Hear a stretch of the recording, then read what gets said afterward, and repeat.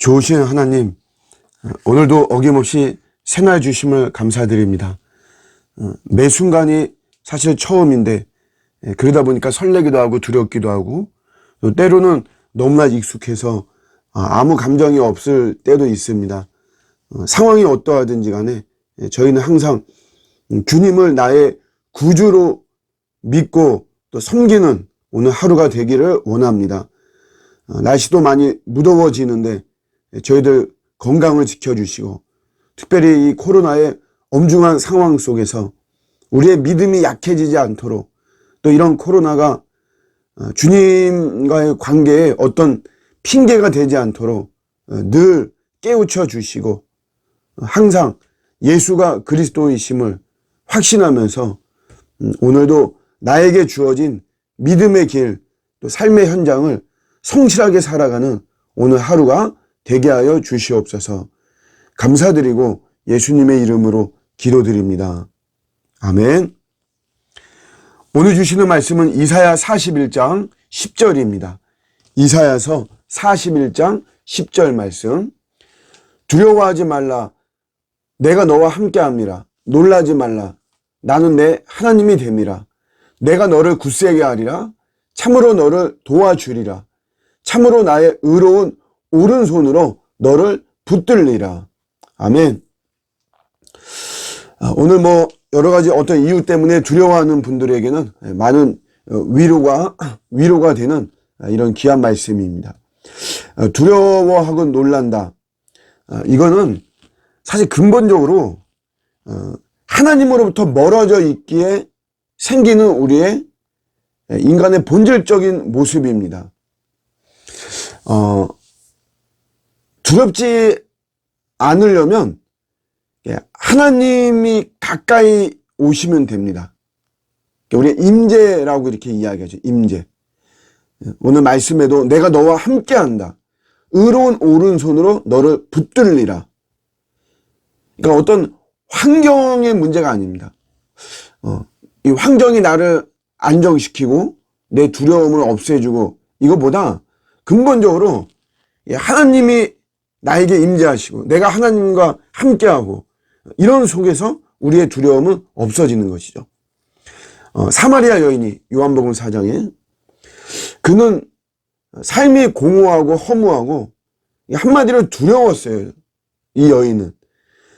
그런 삶의 두려움의 문제를 해결하기 위해서 이 사마리아 여자가 선택한 것이 바로 남편인 것이죠. 그러나 이 6명의 남편으로도 두려움은 해결하지 못하죠. 예수님께서 말씀하시기를 이 물을 마시는 자는 또 목이 마르다는 것이에요.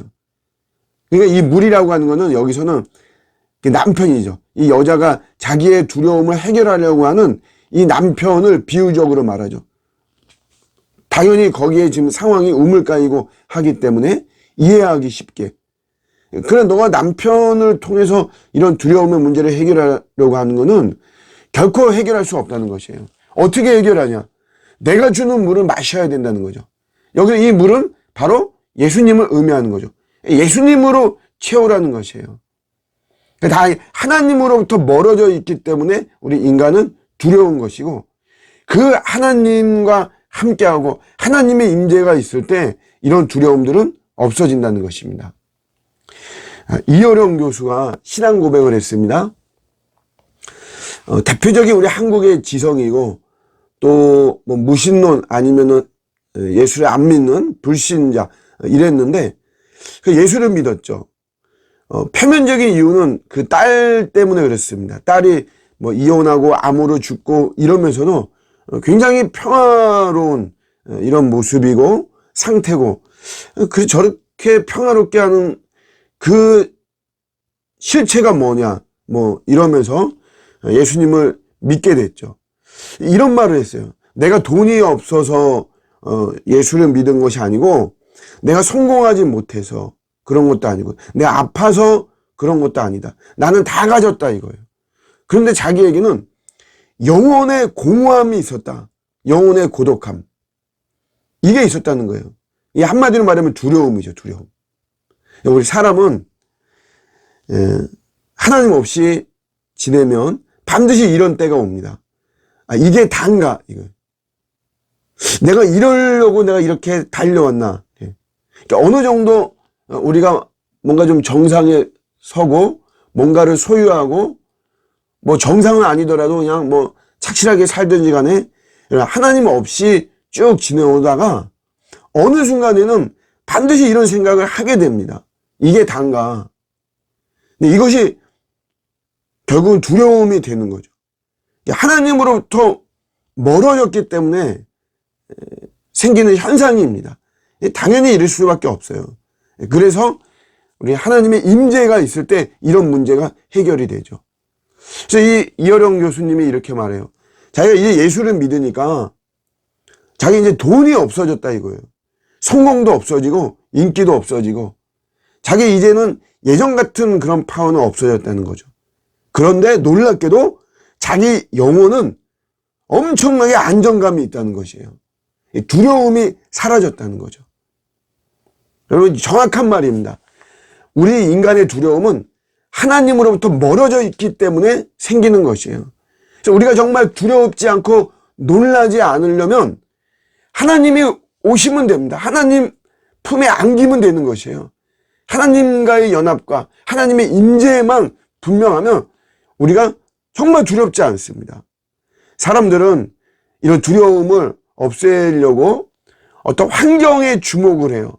나를 안정되게 만드는 어떤 그런 환경, 삶의 조건으로 만들면 이 두려움이 없어지는 줄 압니다. 그렇지 않습니다. 하나님과의 임재입니다. 임재. 우리 늘 식상한 이야기 같지만 여러분 다윗과 골리앗 전투에서 다윗이 그 골리앗 앞에 나갈 수 있었던 이유가 뭐냐면 그게 하나님이 자기와 함께 한다라는 것이에요. 당시에 이스라엘 군인들이 얼마나 두려워했어요. 모두가 다 두려워했습니다. 그런데도 다윗이 전쟁의 경험도 없고 뭐 나이도 어리고 파워 면에서도 골리앗에 밀리고 그렇지만 다윗이 그렇게 두려움을 느끼지 않았던 것은 바로 하나님의 임재를 믿었기 때문에 그런 것입니다. 여러분 요즘 여러분을 두렵게 하는 것은 무엇입니까? 또 어떻게 하면 안 두려울 것 같습니까? 어떤 환경들을 완벽하게 만들면 안 두려울 것 같습니까? 예, 그렇지 않아요. 하나님이 없으면, 하나님과 멀어져 있으면 세상적인 것이 완벽해도 우리는 두려울 수밖에 없습니다.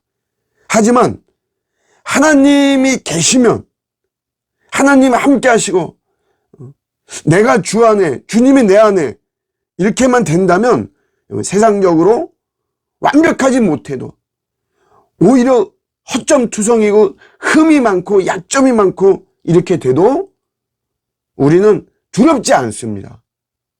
오늘도 주님의 말씀 두려워 말고 놀라지 말라.